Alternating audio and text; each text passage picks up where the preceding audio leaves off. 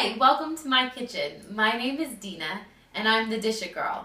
Today we have a very special blog post because I'm working with my friend Gabby from RetroRanchReno. I had to say that really slow to get it right.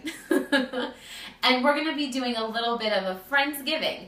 She's going to set a beautiful table for us and I'm going to supply the food because we're a good match. I can't set a table and she can't cook a turkey. So today I'm going to be bringing a bunch of goodies over to Gabby's house for our Friendsgiving.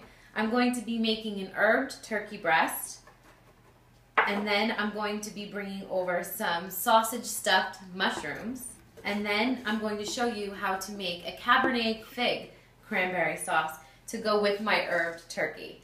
This is super special because I've never tried the Cabernet cranberry sauce. So we're gonna cross our fingers and hope it's as fancy as it sounds. So I took 2 cups of some Cabernet wine and I took some dried figs, chopped them up, and I added them to the wine. I'm letting this simmer and then turning the heat off,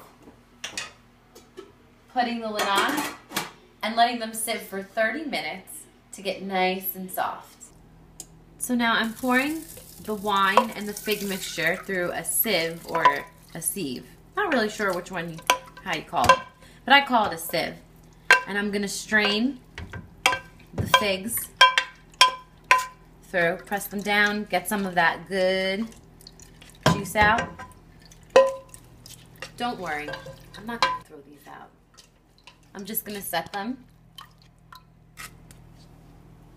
over here in another bowl to sit and wait until the rest of the mixture is ready. So now I'm going to pour this back in to my pan. And to that, I'm going to add my cranberries.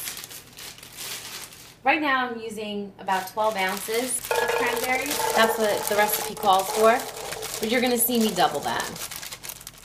To the cranberries, I'm going to add 3/4 of a cup of sugar. Looks like it snowed. Then I'm going to add a couple of orange peels.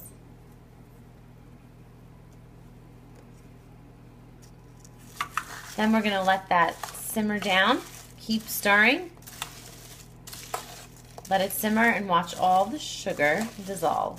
So now this has boiled down to the consistency I think I like. I can still see a little bit of the full cranberries, but then I see it's jellified as well. But I still think seeing some of the cranberries is pretty. So now I'm going to add in my figs. I'm going to mix them through to incorporate them. And then you want to search out your orange peels and pick them out.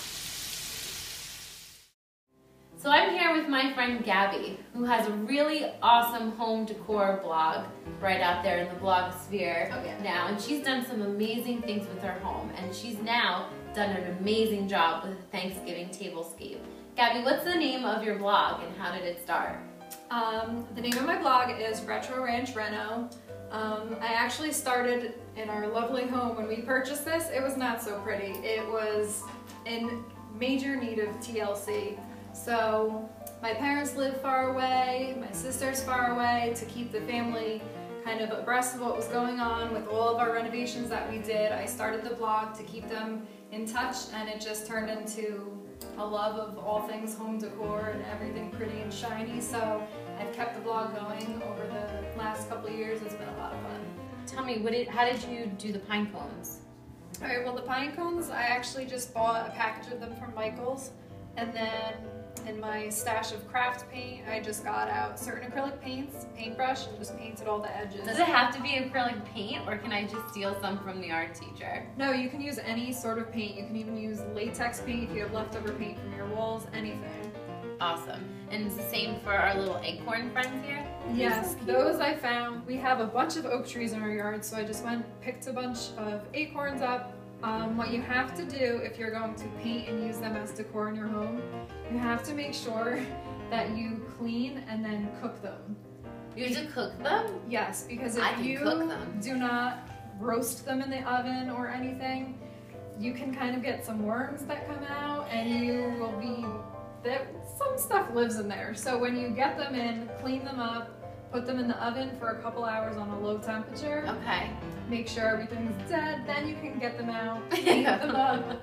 Make sure you're not going to get rabies from them. And then I just glued all the tops on after too to make sure everything stays, because otherwise they'll be popping off. These pumpkins, did they come like this or did you spray paint the pumpkins? No, spray painted those as well. They were, again, those are from Michael's. I think they were white. They sell a few different colors, usually like white and orange. Oh, I was going to say, where do you find a turquoise pumpkin? I just picked my color scheme, spray painted them. The pink, the orange, and the blue first, and then I just came back with gold because everything obviously has to be shiny in my house. Oh, so I love that. Anything sparkly. Yes, needs to be sparkly or shiny. So then I just came back and spray painted the tops to put like a little bit of a detail, a little bling on top. Awesome. So now, did you make the napkins and the runners, or how did they? The runner was a DIY, but the napkins I bought those. Now, how do you feel about mixing the pattern of the napkins and the runner? Because I know sometimes I get scared mixing patterns. I'm not too good about it. What would you say to someone who is a little bit scared of pattern mixing? I say just go for it, try it, and if you like it, good. If not, just play around until you get kind of something that works for you. What inspired you to do this color scheme? Because a lot of Thanksgiving color schemes you see are the beautiful fall colors, your reds, your burnt oranges. Sometimes you'll see a little bit of green in there, but these are just these awesome pops of color. To me, they're totally unexpected. I think that's kind of why I went this direction. Since I blog in the home decor world, it's fun to put your own spin on everything. There are so many beautiful neutral tables, or like you said, like the typical fall colors that are absolutely gorgeous, but I kind of like brighter, more fun and playful colors. I can tell. Yeah. I have a little bit of a bright taste, so I wanted to do fall, but in a different, more modern way a little bit. So I just wanted to see, can I even decorate for fall with colors that are not the traditional take on everything? So I just kind of pushed myself a little bit this year and picked different colors, and I actually really like it a lot. Now that we have everything looking super duper pretty and we don't want to touch it, let's ruin it with some food. Yes!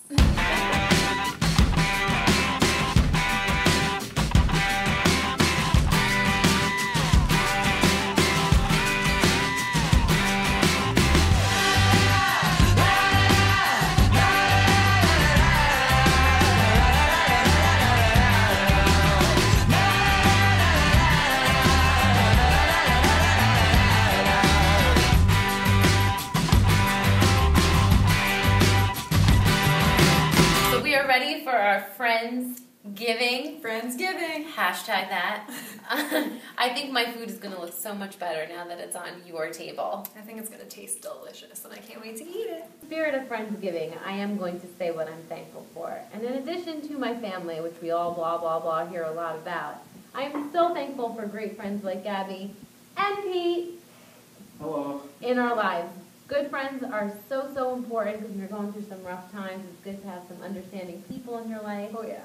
And people who really know how to paint a wall. With a stencil on it.